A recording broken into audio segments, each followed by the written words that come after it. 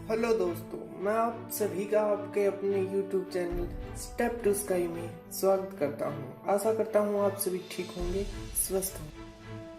तो जैसे आप सभी को पता है कि हमारे देश का किसान करीब पिछले 6 महीने से दिल्ली की बॉर्डर पर बैठा है। क्यों बैठा है किसान दिल्ली की बॉर्डर पर? क्या चाहता है किसान? किसान चाहता है कि सरकार द्वारा जो सन 2020 में 3 नए कृषि कानून बनाए गए थे, उन तीनों कृषि कानूनों को रद्द किया जाए, उन तीनों कृषि कानूनों को वापस लिया जाए।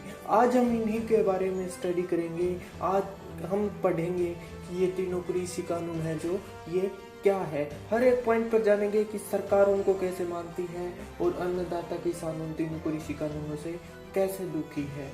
क्यों किसान को लगता है कि ये जो तीनों कृषि कानून है ये उसकी रोटी छीनने का काम करेंगे।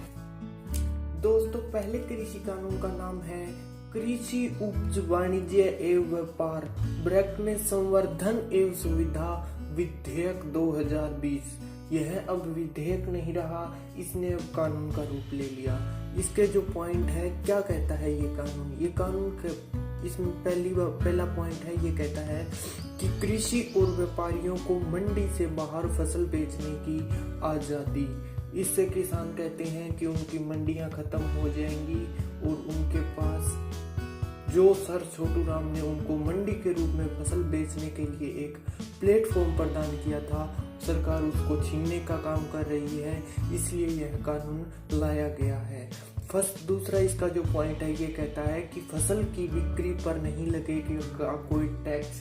किसान कहते हैं कि उन्हें एक बार टैक्स फ्री कर दिया जाएगा। जो मामूली सा टैक्स लगता था वो अब नहीं लिया जाएगा, बल्कि उनकी मंडियों को खत्म कर दिया जाएगा और उनसे बाद में भारी भरकम लूट की जाएगी। इससे अच्छा है कि हम टैक्स पे कर रहे हैं वो कर देंगे। पेमेंट की भी तीसरा इसका जो पॉइंट है वो है पेमेंट की बिक्री शर्तें तय करने और विवाद के निपटारे के लिए एसडीएम सत्र के अधिकारी या उनके द्वारा नियुक्त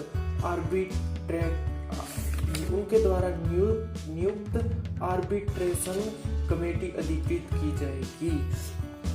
इसमें साफ साफ किसान कहता है कि इस जो पॉइंट है इसमें साफ साफ सरकार की मंशा का पता चल रहा है कि सरकार उन्हें कोर्ट के दरवाजे तक जाने से भी रोक रही है। उन्हें सिर्फ और सिर्फ एसडीएम सत्र के अधिकारी तक ही सीमित रख दिया गया है।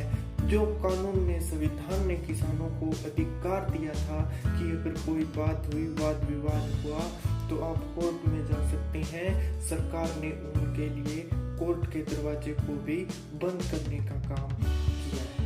दूसरा जो कानून है वो है मूल्य आश्वासन पर किसान ब्रैकेट में बंदोबस्ती और सुरक्षा समझौता और कृषि सेवा विधेयक 2020। दोस्तों, यह भी अब कानून बन चुका है। इसका जो पहला पॉइंट है वो कहता है कि बिल में देश भर से कॉन्ट्रैक्ट फार्मिंग को लेकर व्यवस्था बनाने का प्रावधान। दोस्तों, इससे भी किसान दुखी है। किसान कहता है कि ये जो कॉन्ट्रैक्ट फार्मिंग है ये पहले तो कॉन्ट्रैक्ट कर लिया जाएगा, लेकिन फसल जब तैयार हो जाएगी तो उससे कॉन्ट्रैक्ट को मतलब उसकी फसल ली जाएगी और उसे टाइम पर पैसे भी नहीं दिए जाएंगे। और बड़ी बड़ी कंपनियां जो उससे कॉन्ट्रैक्ट करती है वो अगर कल को उसकी फसल लेकर के कहीं भाग जाए तो उसका देनदार कौन होगा? उस फसल की जो पेमेंट है, किसान के हक की कमाई है, वो कौन देगा? और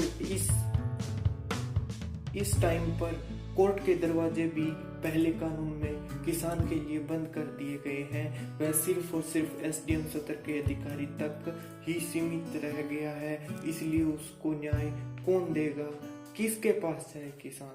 दूसरा इसका जो पॉइंट है वो कहता है कि पहले से तय कीमत और गुणवत्ता मानकों के आधार पर फसल खरीद का हो सकता है कॉन्ट्रैक्ट। तो दोस्तों, इस पॉइंट पर भी किसान कहता है कि इसमें साफ साफ लिखा है कि पहले से तय कीमत और गुणवत्ता मानकों। गुणवत्ता, किसान कहता है कि जब फसल बीजती जाएगी, फसल की बिजाई की जाएगी, तब उसके साथ कोई कंपनी अगर कॉन्टैक्ट करती है कि तेरी फसल जो है इस रेट पर मैं खरीदूंगा और गुणवत्ता के गुणवत्ता भी बताती है कि इतनी गुणवत्ता होगी तो मैं खरीदूंगा। कल को दोस्तों बरसात, ओले, आंधी, तूफान किसी भी कारण से अगर 0.1% भी गुणवत्ता में कमी आती है तो वो कंपनी उसको ना कर देगी और मंडी पहले ही सरकार खत्म करने का कार्य कर रही है। ऐसी अवस्था में किसान जो है क्या करेगा, कहां पर जाएगा। तीसरा जो इसका है पॉइंट वो कहता है कि बीज, खाद, स्प्रे आदि का भी हो सकता है कॉन्ट्रैक्ट। इसमें किसान कहता है कि जो कंपनी कॉन्ट्रैक्ट करेगी वो अपना बीज देगी, अपनी स्प्रे देगी। इससे किसान को कंपनी जो है मनमाने रेट पर उसको देगी, इससे किसान दुखी होगा। तीसरा जो कृषि कानून है वो कृषि कानून है आवश्यक वस्तु में संशोधन अधिनियम विधेयक 2020।